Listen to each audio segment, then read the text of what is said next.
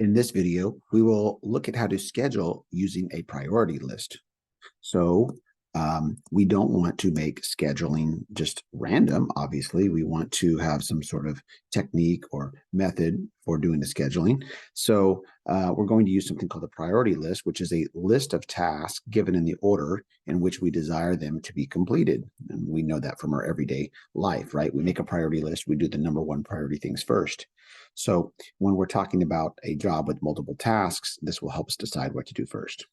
Once we have that, though, we're going to use something called the list processing algorithm. It has 4 steps. We're going to use a digraph, as before, and the priority list to find all the tasks that are ready to be done, the ones that are at the beginning or at the start, right? We have a starting position here on our digraph. We want to look at what are the possible tasks. Are there 1? Are there 2? Are there possibly 3 different things that I could start on first? All right. And then what has priority? Number 2, we're going to assign to each available processor, if I have 1 or 2 or 3 workers or processors, the first ready task, mark it as in progress by putting a single mark through the task. So when we want to show something's ready, we might circle it, right? We might circle that task. But we want to mark the task as in progress. It says you would do something like maybe put a single mark through it. All right. Number 3, move forward in time. And this is where you have to look at the timeline until a task is completed. Okay, once it's completed, you can give yourself a little notation by putting a second mark, right? It's already that. Now you put a second strike through it, showing that it's been done. And you're going to basically repeat this until all tasks have been scheduled, but always looking at the digraph and always looking at the priority list as far as what is next. Let's take a look at an example. Well, we did this in a previous video. We looked at this digraph and we looked at this schedule that was pre-made with 2 processors. Notice the 2 processors here on the side. And the issue was that we had a lot of idle time here at the very end, right? There's all this idle time, which was problematic, right? We thought, is there a way to make less idle time, right? And so a way to do that is to think about creating a priority list and realizing that maybe just assigning things haphazardly is not really working out. So let's take a look at an example of a priority list. So what we're going to do is we're going to use this same digraph for this problem, but we're going to use a priority list. Now, what you'll do to create a schedule is you can either use a computer or you can create your own on paper, is create a timeline, something like what I have below. And in this problem, I have a priority list already made. Now, you might wonder, where did this priority list come from? Well, it could be the priority of the maybe the person in charge of the scheduling. And maybe this isn't the best priority list, but for now, we're just going to learn how to use a priority list. So our priority list is as follows, right? D, C, A, E, B, G, F. We're going to try to do the tasks in that order. Now, when I say try, it's because even though this is what I have as my priority list, it may not be that the digraph will allow that because certain things have to happen first. So let's take a look. All right. So if we look at the start of this digraph, what tasks are available? Well, you could either go down the path towards A, right? You can go down A or B or C. Those are the only 3 things that you can start with. So those are the only tasks that are what we call ready. So I'm going to circle those as being ready. I'm going to circle A, right? Circle B, and I'll circle C. Now that I know which is ready, I'll go to the priority list and say, which one takes the most priority? It's basically just choosing the first item on the list. And the first one that I've circled is C, so I'll choose that first, and I'll assign it to the first processor. Looking at the digraph, we can see that C takes 9 hours, right? So I'll assign task C to processor number 1. So on my timeline, I'm basically going to put a box out for the first 9 hours, knowing that that task, right? And you could use a colored pencil or a crayon to color it in. I'm not going to do a lot of coloring. That's a 9-hour task, and I'm just going to mark it as C, letting me know later when I look at the schedule that I've assigned task C to processor number 1. And now that is in progress, and so we're going to put a single mark through that.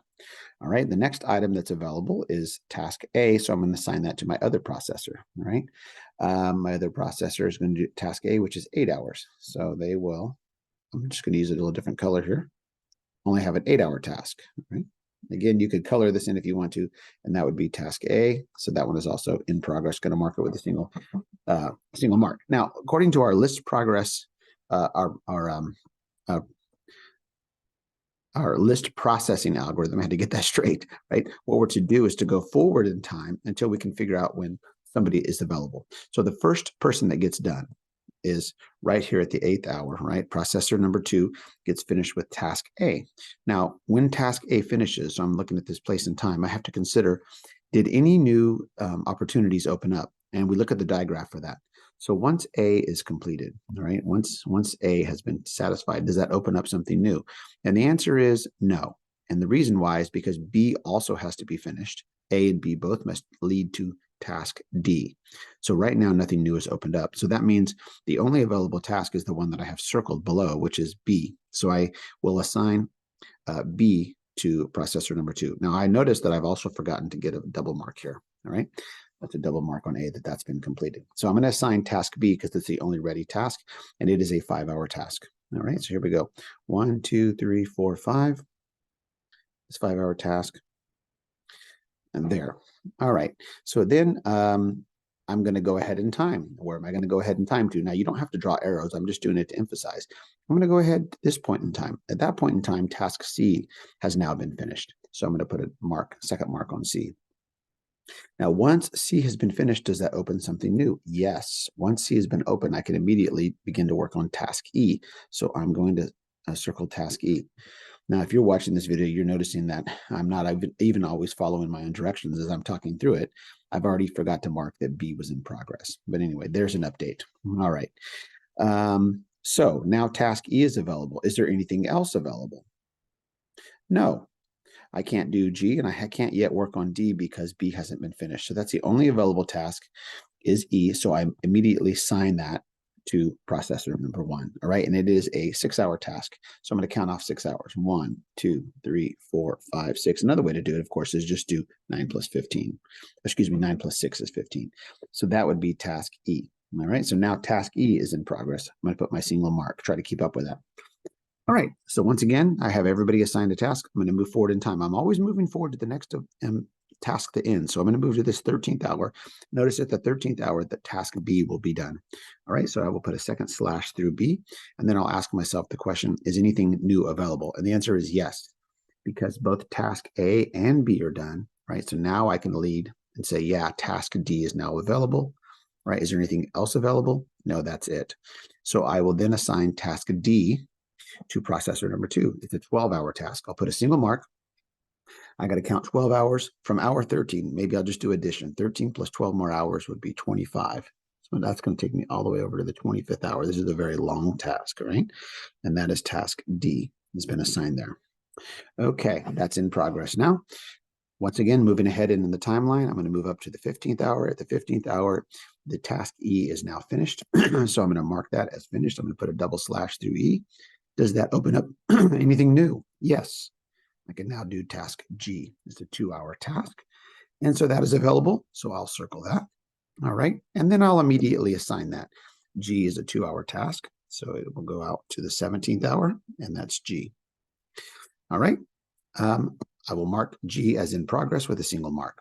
Now, I'm once again moving ahead in time, but the next thing to elapse is this 17-hour. G is now finished. Does that open up anything new? Now, the sad thing is no.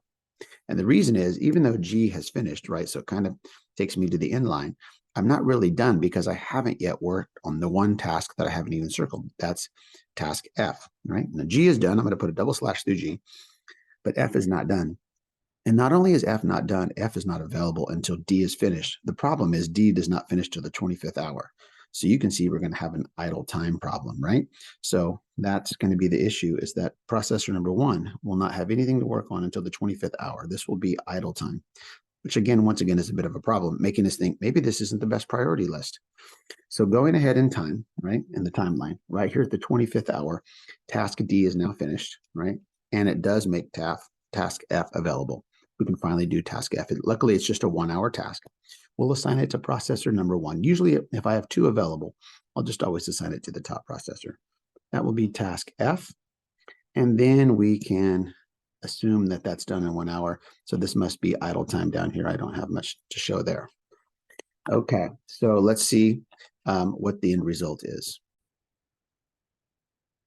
But what we can see at the very end is that we actually did not improve anything, based upon what we had previously, because we finished right here at this 26th hour, right? And so since on the previous schedule we looked at, we also finished at the 26th hour, that must mean that the job took the same amount of time and we had the same amount of idle time, which we did if you count it. We have 1, 2, 3, 4, 5, 6, 7, 8, 9 hours for processor 2 of idle time before. And now it's just, shared differently. We have 8 hours of idle time here and 1 hour of idle time there. It's still 9 hours idle, which is not, probably not preferable. Maybe it's the best we can do. And so let's go on and see what can happen if we use 3 processors. Okay, so now we'll take a look at this same problem, but with a different priority list and with 3 processors. What will happen if we have 3 processors? Well, as you can see on the schedule below, or actually the blank form, that I'll use to make a schedule, I now have 3 processors listed at the side. But the process will be the same. So our goal is to see, does this actually make sense? Does it work better? And why or why not? So once again, we're going to follow the same process. Looking at the diagraph, we still have those first 3 available slots, A, B, and C. Notice that the priority list has changed. We've kind of prioritized this in a strange way. So the one that holds the most priority is task C. So I will assign that 9-hour task to my first processor. I'll mark that off on my graph. All right, there's 9 hours of elapsed time. That's C. And then task B is next. I'll assign that. It's a 5-hour task. All right, that's task B in progress. And then lastly, processor 3 now can work. Also, and they get task A, which is an 8-hour task. So that has that marked off there. Now, you might use different colors. I'm using all the same color here. So those 3 are in progress. Now, there's nothing else available, so there's nothing else to circle. So I'll go ahead in the timeline and look for the first thing to finish. The first one to finish is here at hour 5. Task B finishes. When task B finishes, you look at the diagraph to consider like, okay, once task B, right, up here is finished, right, does that open any new tasks? Unfortunately, the answer is no, because it doesn't lead to D until I have A also finished. So B is finished, but they're kind of waiting for A. So now we have this idle time here. And I know the idle time is bad, but maybe it won't be that bad later. We'll just see idle time until hour 8. Once we arrive at hour 8, right here, task A finishes, right? So task A is now done. You can kind of mark it out in either spot or both spots. It's up to you totally. Once those are both done, notice that D now becomes available, but only D. Once D is available, I can assign it to somebody at hour 8. And I usually, if there's notice that at hour 8, there's both processor 2 and processor 3 are available, I'll just usually assign it to the top one. All right, so that is, let's see, a 12-hour task. Okay, so I'm going to assign 12 hours to processor number 2, 8 plus 12 being 20. This will take until the 20th hour over here to do task D. All right, so now task D is in progress. But unfortunately, at that 8th hour, nothing else can be worked on. So person A is going to sit there. Moving ahead in the timeline, notice that at hour 9 up here, right? Hour 9, we have task C is now been finished. Task C is finished. Does that open up something new? Yes, it opens up. It leads to task E being available. All right, but only task E. All right, so I have, again, one task with 2 processors available. So that means that for that hour right there, from hour 8 to 9, I'm just going to put an I. That was idle time for processor 3. But now at hour 9, there's only one person can work doing task E. I'll just assign it to the top person. Task E is going to be given to processor number 1. It is a 6-hour task. 9 plus 6, giving us 15. All right, so this is E. But the other processor, once again, has nothing to do, sitting there, again, idle for those 6 hours. All right, once we move ahead in the timeline, at the 15th hour, task E is now done. So I can mark that as done. When E is done, it opens up and leads to G. G is now available. Now, if you're thinking about your employees, you might now assign this to processor number 3, but just for the sake of scheduling, I won't necessarily do that. I'll always just assign it to whoever's available at the top line. So even though we have 2 available processors, I will assign G to processor number 1, and that is a 2-hour task. All right, there. So once again, processor 3 is going to sit idle again down there. And then I move ahead in the timeline. At the 17th hour, G is finished. Okay. And what's available? Well, nothing is available because the only task left, once again, is F. but F cannot be completed until D has been finished. So we have to think about moving ahead to the 20th hour, which means that both processor number 1 and processor number 3 are once again going to sit idle together. At the 20th hour, then finally task D is finished, right? And task F is available. We can assign that 1 hour. D is finished, leads to F. F is a 1 hour task. We'll just give it to processor number 1 up here for F. And that means that the other 2 workers sit idle. Well, now that you can see the completed schedule, we can kind of go back and think about it. Did we finish faster? Yes. It only took 21 hours instead of 26 hours. So that's good if I think about getting the job done faster. The bad or the downside is that my idle time is now a little bit out of control. Instead of 9 hours of idle time, I have a lot of idle time. 1, 2, 3, 4, 5, 6, 7, 8, 9, 10, 11, 12, 13, 14, 15, 16, 17, 18, 19, 20. If I counted that correctly, we have 20 hours of idle time. And that's not good when I'm paying people to not do anything, or either that my processors just might not be getting paid at all, and then they're unhappy employees. So the task before us is pretty daunting. We want to create schedules that are efficient, that have very little idle time, but also cause us to be done quicker. So it leaves me wondering, I wonder if there's a faster way or a better way to schedule this. It doesn't seem that 3 processors is helpful, but maybe there's a better way to do it with 2 processors, and we will go on to look at that in a future video.